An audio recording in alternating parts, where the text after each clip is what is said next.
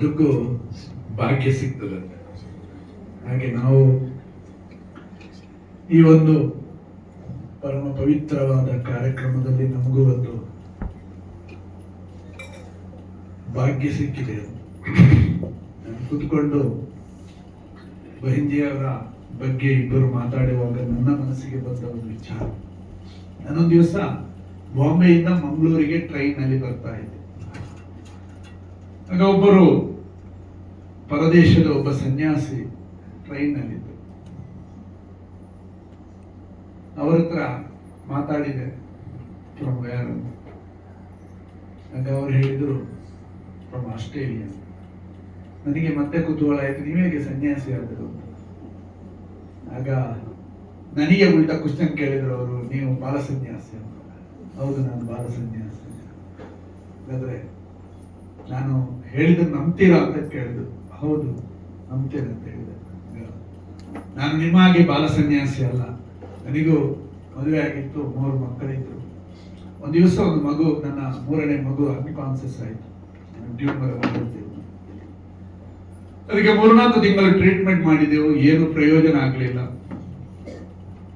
ಕೊನೆಗೆ ನನ್ನ ಆತ್ಮೀಯ ಒಬ್ಬರು ಹೇಳಿದ್ರು, ಇಲ್ಲೇ ಭಜನಾ ಮಂದಿರ ಇದೆ ಆಸ್ಟ್ರೇಲಿಯಾ ದೇಶದಲ್ಲಿ, ಅಲ್ಲಿಗೆ ಹೋಗುವಂತ. ರಾತ್ರಿ 9 ಗಂಟೆಗೆ ಖಾಲಿ ಶ್ವಾಸ ಮಾತ್ರ ಹೋಗ್ತಿದ್ದು ಆ ಮಗುವನ್ನು ಕರ್ಕೊಂಡು ಅಲ್ಲಿಗೆ ಹೋದೆವು. ಅಲ್ಲಿ ಹರೇ ರಾಮ ಹರೇ ಕೃಷ್ಣ ಭಜನಾ ಮಂದಿರದಲ್ಲೆಲ್ಲ ನಿರಂತರ ಭಜನೆ ನಡೀತಾ ಇದೆ. ಅಲ್ಲಿ ಆ ಮಗುವನ್ನು ಮಲಗಿಸಿ ನಾವು ಪ್ರಾರಂಭಿಸಿದ್ರು. ಆಗ ಅವರು ಮತ್ತೆ ಹೇಳ್ತಾರೆ, ನಂಬಿದ್ರೆ ನಂಬಿ, ಬೆಳಗಿನ ಜಾವ ಆಗುವಾಗ ಅಷ್ಟು ದಿವಸ 4 ತಿಂಗಳು ಏನು ಕೇವಲ ಶ್ವಾಸ ಹೋಗ್ತಿದ್ದಂತ ಮಗುವಿನ ತುಟಿಗಳು ಅಲ್ಲಾಡಿಸ್ತಿತ್ತು, ಅದು ಹರೇ ರಾಮ ಹರೇ ಕೃಷ್ಣ ಕೃಷ್ಣ ಕೃಷ್ಣ ಹರೇ ಹರೇ. ಆಗ ನಮಗೆ ಆಯ್ತು, ಇದರ ಹಿಂದೆ ಏನೋ ಶಕ್ತಿ ಇದೆ ಅಂತ ಆಯ್ತು. 3 ವಾರ ಆಗುವಾಗ ಆ ಮಗು ಎದ್ದು ಕೂತ್ಕೊಂಡು ತಾಳ ಹಾಕಿ ಭಜನೆ ಹಾಡಲಿಕ್ಕೆ ಶುರುವಾಯಿತು. ಆಗ ನಾವು ವಿಸ್ಮಿತರಾದೆವು, ನಮ್ಮನ್ನು ನಾವು ಅರ್ಪಿಸಿಕೊಂಡೆವು. ನಾವು ಪೂರ್ಣ ಈ ಇದರಲ್ಲಿ ಹರೇ ರಾಮ ಹರೇ ಕೃಷ್ಣ ಏನು ಇಸ್ಕಾನ್ ಅಂತ ಹೇಳ್ತೇವೆ, ಅದರಲ್ಲಿ ಅರ್ಪಿತಗೊಂಡೆವು. ಈಗ ನೀವೇನು ಇಲ್ಲಿ ಬಂದದ್ದು ಅಂತ ಕೇಳಿ, ನಾನು ವರ್ಷಕ್ಕೆ 1 ಸಾರಿ 2 ಸಾರಿ ಭಾರತ ದೇಶಕ್ಕೆ ಬಂದು ಹೋಗ್ತೀನಿ. ಆಗ ನಿಮ್ಮ ಅನುಭವ ಏನು ಅಂತ ಕೇಳಿದೆ. ಆಗ ಅವರು ಒಂದೇ ಶಬ್ದ ಹೇಳಿದ್ದು, ಇದು ಸ್ವರ್ಗ. ಆ ಸ್ವರ್ಗ ಇಲ್ಲಿ ನಾನು ಕಾಣ್ತಾ ಇದ್ದೆ. ಯಾಕಂದ್ರೆ ತನ್ನನ್ನು ತಾನು ಅರ್ಪಣೆ ಗೈದು ತನ್ನ ಏನು ಶಕ್ತಿ ಇದೆ ಅದನ್ನು ಸಮಾಜದ, ದೇಶದ, ಪ್ರಪಂಚದ ಏಳಿಗೆಗಾಗಿ ಅರ್ಪಿತಗೊಂಡಿರುವ ಈ ಒಂದು ಸಮೂಹ, ಅದು ನಿಜವಾಗಲೂ ಸ್ವರ್ಗ ರಾಜ್ಯ ಅಂತ ನಾನು ಇಲ್ಲಿ ಕಂಡು. ಗೋವಿಂದಿಯವರ ದೊಡ್ಡ ಆಸೆ ಆಗಿತ್ತಂತೆ. ನಾನು ಮಂಜು ಹೇಳಿದ ಆ ಕಟ್ಟಡ ನಿರ್ಮಾಣ ಏನು ಪ್ರಾರಂಭ ಆಗಿದೆ, ನನಗೂ ಒಂದು ಭಾಗ್ಯ, ಅದಕ್ಕೆ ಶಿಲಾನ್ಯಾಸ ಆಗುವ ಸುಯೋಗ ನನ್ನ ಪಾಲಿಗೆ ಸಿಕ್ಕಿದೆ.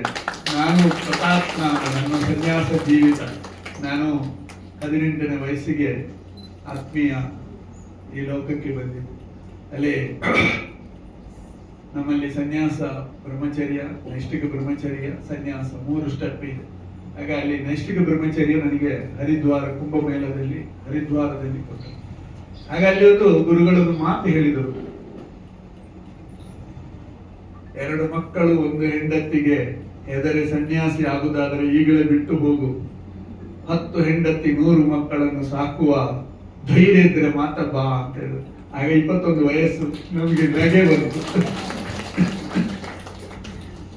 ಆಗ ಗೊತ್ತಿಲ್ಲ, ಚಿಕ್ಕ ವಯಸ್ಸಲ್ಲ, ಇದ್ಯಾಕೆ ಹೇಳ್ತಾರೆ ಅಂತ ಅರ್ಥವೇ ಆಗ್ಲಿಲ್ಲ. ಆದ್ರೆ ಈಗ 60 ವಯಸ್ಸಿನಲ್ಲಿ ಈಗ ಅರ್ಥ ಆಯ್ತು. ಅದು ಅಷ್ಟು ಸಮಸ್ಯಾತ್ಮಕವಾದ್ದು. ಏನೆಲ್ಲವನ್ನು ಎದುರಿಸಬೇಕು, ಏನೆಲ್ಲ ಕಷ್ಟ ಸಮಸ್ಯೆ, ಇದನ್ನೆಲ್ಲ ಎದುರಿಸುವಂತ ತಾಕತ್ತಿದ್ರೆ ಮಾತ್ರ ನಾವು. ನಾರಾಯಣ ಗುರುಗಳು ಒಂದು ಮಾತು ಹೇಳ್ತಾರೆ, ಸಮಾಜ ಸೇವೆ ಮಾಡಬೇಕಾದರೆ ನಿನ್ನಲ್ಲಿ ಧೈರ್ಯ, ಶಕ್ತಿ, ಎದುರಿಸುವಂತ ಏನು ಕೆಪಾಸಿಟಿ ಅಂತ ಏನು ಹೇಳ್ತೀರೋ ಅದು ಇದ್ರೆ ಮಾತ್ರ ಸಮಾಜ ಸೇವೆಗೆ ಇಳಿ ಅಂತ. ಇಲ್ಲ ಅಂತಾದ್ರೆ ನಾವು ಸೋತ್ ಹೋಗ್ತೀವಿ. ಆದ್ದರಿಂದ ಅಂತ ನಿಶ್ಚಲವಾದ ದೃಢವಾದ ಶಕ್ತಿ ಸಾಮರ್ಥ್ಯದಿಂದ ತನ್ನನ್ನು ತಾನು ಅರ್ಪಿಸಿಕೊಂಡು ಬಹಂಜಿಯವರು ಹೇಗೆ ಸಂಸಾರದಿಂದ ಆಧ್ಯಾತ್ಮಿಕ ಕಡೆಗೆ ಬಂದು ಇಷ್ಟು ದೊಡ್ಡ ಸಾಮ್ರಾಜ್ಯವನ್ನು ಕಟ್ಟಿದ್ರಲ್ಲ, ಅದು ನಮಗೆ ಪ್ರೇರಣೆ. ನಾವು ಎಲ್ಲ ಈ ಭಾರತದಲ್ಲಿ ನಡೆಯುತ್ತಂತ ಎಲ್ಲ ಮಹನೀಯರ ಬಗ್ಗೆ ನಾವು ಮಾತಾಡ್ತೇವೆ, ಒಂದಷ್ಟು ಹೊಗಳುತ್ತೇವೆ. ಆದರೆ ಅವರ ಒಂದು ಗುಣವನ್ನಾದರೂ ನಮ್ಮ ಜೀವಿತದಲ್ಲಿ ಅಳವಡಿಸಿಕೊಂಡಿದ್ದೇವೆ ಅಂತ ನಾವು ಅವಲಂಬಿಸಬೇಕು. ಒಂದಷ್ಟು ಗುಣಗಳ ಅವರ ಹತ್ರ ಇದೆ, ಅದರ ಒಂದು ಗುಣವನ್ನು ನಾವು ಅಳವಡಿಸಿದಾಗ ಮಾತ್ರ ನಾವು ಅವರ ಪರಂಪರೆಗೆ ಯೋಗ್ಯತೆಯನ್ನು ಪಡೆದುಕೊಳ್ತೇವೆ.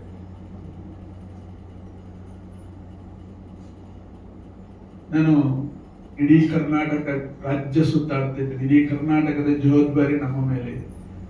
ಆಗ ನಿಮಗೆ 2 ಉದಾಹರಣೆ ಕೊಡ್ತೇನೆ.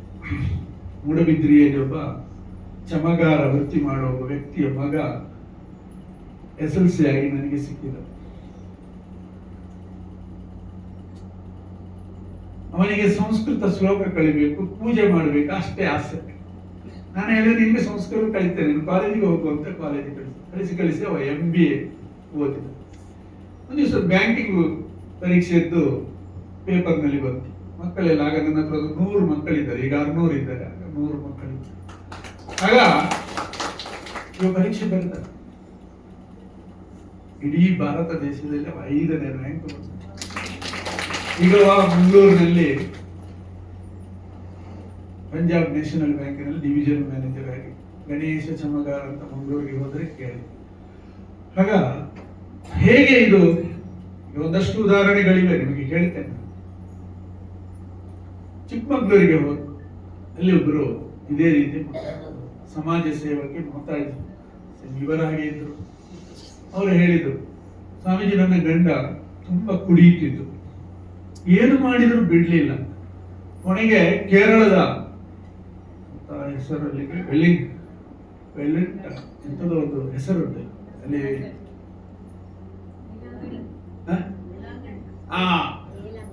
ವೇಳಂಕಣ್. ನಾನು 22 ವರ್ಷ ಕೇರಳದಲ್ಲಿದ್ದು. ಅಲ್ಲಿ ಅದೊಂದು ಮತಾಂತರದ ಸೆಂಟರ್, ಅಲ್ಲಿಗೆ ಕರ್ಕೊಂಡು ಹೋಗ್ತಾರೆ. ಇವರನ್ನು ಗಂಡ ಹೆಂಡತಿಯನ್ನು ಕರ್ಕೊಂಡು ಹೋದ್ರು. ಅಲ್ಲಿ ಹೋದರೆ ಬಿಡ್ತಾರೆ ಅಂತ. ಹಾಗೆ 15 ದಿವಸ ಅವರನ್ನು ಅಲ್ಲಿ ನಿಲ್ಲಿಸಿದ್ರಂತೆ. ನಿಲ್ಲಿಸಿ ಎಂತ ಪ್ರೇಯರ್ ಅದು ಇದಾಯ್ತು. ಆಗ ಇವರು ಸಂಪೂರ್ಣ ಕ್ರಿಸ್ತ ಮತಕ್ಕೆ ಕನ್ವರ್ಟ್ ಆಗ್ತದೆ. ಆಗಿ 15 ದಿವಸ ಆಗುವಾಗ ಮಂಗಳೂರಿಗೆ ಬಂದರು. ಮಂಗಳೂರಿನಿಂದ ಚಿಕ್ಕಮಗಳೂರಿಗೆ ಬಂದು ಚಿಕ್ಕಮಗಳೂರಿನಿಂದ ಬಸ್ ಇಳಿದು ಸೀದಾ ಹೋದ ಸ್ವಾಮಿ ಎಲ್ಲಿಗೆ ಅಲ್ಲ,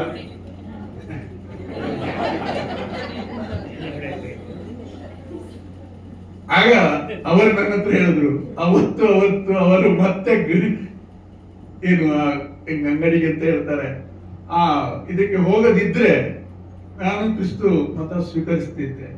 ಏನು ನಾವು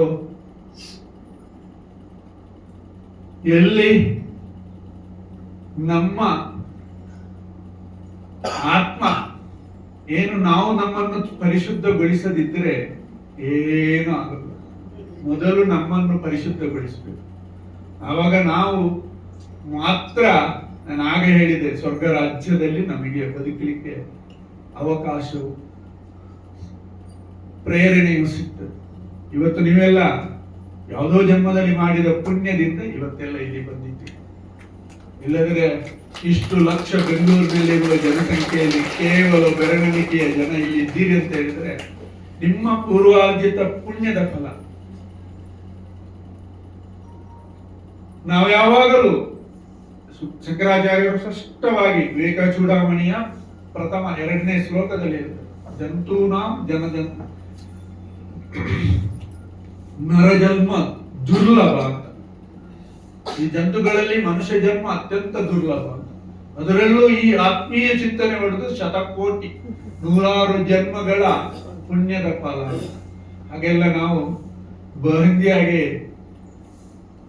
ಯೋಗ್ಯ ವ್ಯಕ್ತಿ ಆಗ್ಬೇಕಾದ್ರೆ 100,000 ಜನ್ಮ ಪಡೀಬೇಕು. ಹೀಗೆ ನೂರಾರು ಜನ್ಮ ಇಂಥ ಪ್ರವಚನ, ಇಂಥ ಸತ್ಕರ್ಮ ಸತ್ಕಾರ್ಯಗಳನ್ನು ಮಾಡುತ್ತಾ ಮುಂದುವರಿದರೆ ನಾವು ಒಂದು ದಿವಸ ಬೈಂದಿ ಆಗ್ಬೋದು, ಖಂಡಿತ. ಆದ್ದರಿಂದ ಇಂಥ ಒಂದು ಸುಯೋಗ ನಮಗೂ ನಿಮಗೂ ಸಿಗುತ್ತೆ.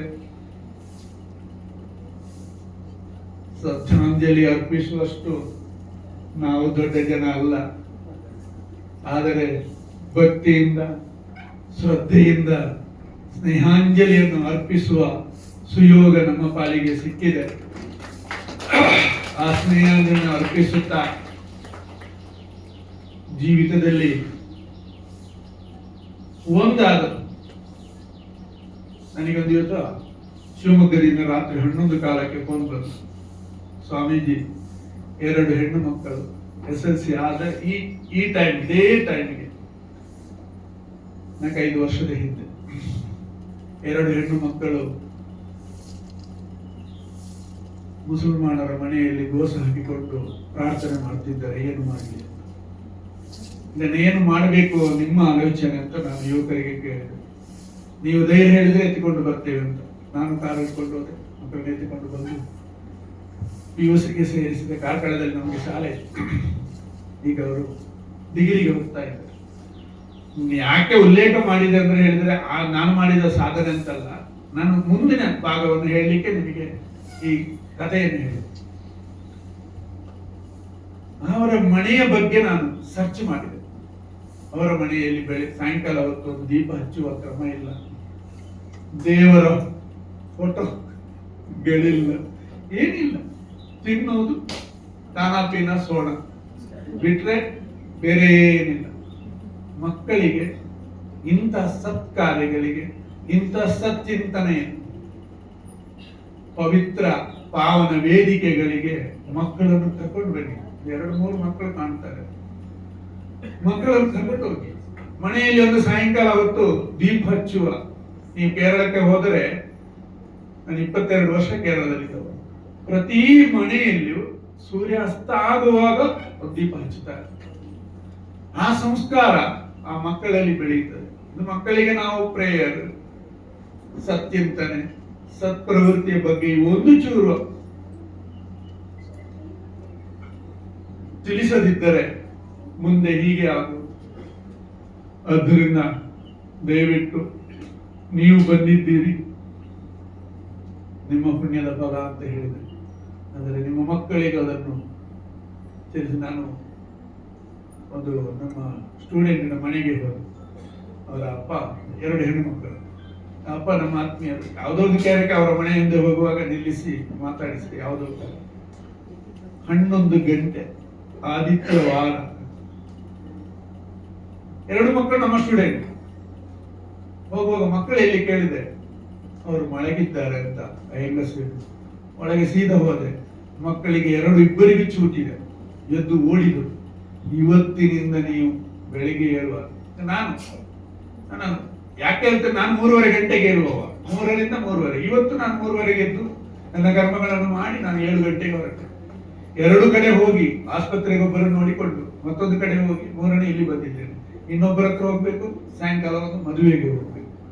ಇದು ನಮ್ಮ ನಿರಂತರ ನಡೆಯುವ ಕೆಲಸಗಳು. ನಾವು ಮತ್ತೊಬ್ಬರಿಗೆ ಹೋಗ್ಬೇಕಾದ್ರೆ ಮೊದಲು ನಾವು ಅನುಸರಿಸಬೇಕು.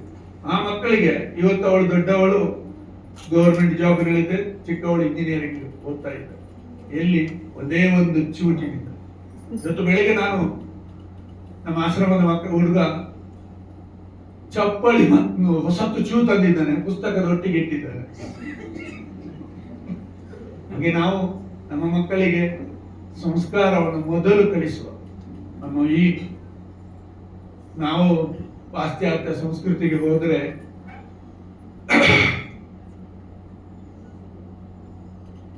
ಮುಂದೆ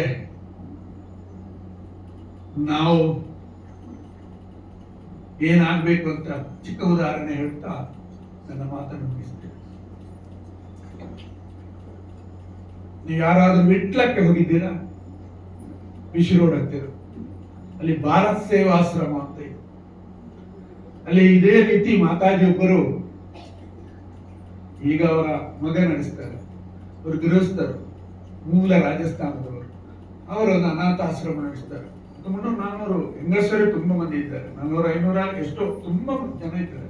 ಅಲ್ಲಿ ಹೋದಾಗ ಅವರು ನನ್ನ ಹತ್ರ ಒಂದು ವಿಚಾರ ಹೇಳಿದರು, ಸ್ವಾಮೀಜಿ, ಒಂದು ಅಜ್ಜಿಯನ್ನು 40-45 ಇಬ್ಬರು ಯುವಕರು ತಂದು ಬಿಟ್ರು. ಇದು ತುಳು ಭಾಷೆಯಲ್ಲಿ ಆದ್ರೆ ಸರಿ ಆಗ್ತದೆ ಹೇಳಲಿಕ್ಕೆ, ಹೇಗಂದ್ರೆ ಇವರು ನಮ್ಮೂರಿನ ಅಜ್ಜಿ, ಇವರಿಗೆ ಯಾರು ಇಜ್ಜಿ ಅಂದ್ರೆ ಇಲ್ಲ ಅಂತ.